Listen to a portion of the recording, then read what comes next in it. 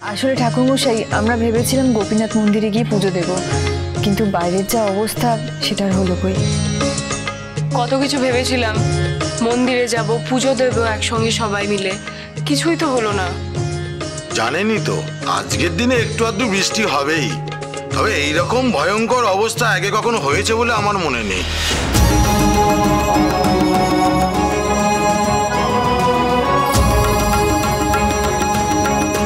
গোপাল, তুমি সবাইকার মনোকামনা পূর্ণ করো গোপাল, সবাইকে তুমি ভালো রেখো। আর মা, তুমি এই গোপালকে একটু দোলনায় দুলিয়ে দাও। আর তোমরা সবাই গোপালকে প্রণাম করো, মনোকামনা পূর্ণ করো। জয় গোপাল, জয় গোপাল, জয় কানাই, জয় কানাই। আচ্ছা, আমি একটা কথা বলবো, যদি কিছু মনে না করেন। না না ভিক্টর, বলো না, বলো বলো। আমি এই বাড়িতে আসার পর থেকে দেখছি বাড়িতে ছোট বড় যাই সেলিব্রেশন হচ্ছে না কেন, বৌদিদির গান ছাড়া কিন্তু সবই ইনকমপ্লিট লাগে। তাই মানে বুঝতে পারছো তো কি বলতে চাইছি? বাহ ভিক্টর, আমি ঠিক এই কথাটাই বলতে গিয়েছিলাম, তার আগেই তুমি বলে ফেললে। বড় বৌমা, গাও দেখি একটা গান ধরো। গাও বৌদি। আচ্ছা আচ্ছা ঠিক আছে, আমি গান গাইছি। কি সুন্দর গলা তোমার, মনটা একেবারে জুড়িয়ে গেল।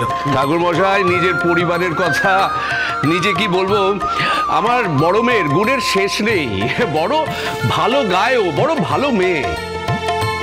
এই যে ঠাকুর মশাই, আমাদের বৌদিদি শুধু বাড়ি সামলে এরকম নয়, আমাদের বৌদিদি ডাক্তারিও পড়ছে, আর আমাদের বিশ্বাস একদিন ডাক্তার হবেও।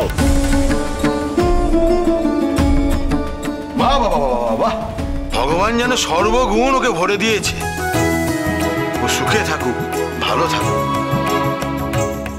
নিন, সবার মনের ইচ্ছা ঠাকুরকে বলুন।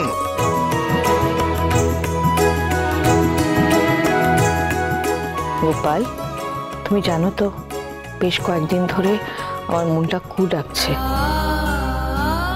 অনেক কষ্টে এই পরিবার সুখের দিন দেখেছে। তুমি এসব আর ভেসে যেতে দিও না, সব দেখে রেখো, আগলে রেখো, কেমন? আমার স্বামী, আমার পরিবার যেন ভালো থাকে ঠাকুর,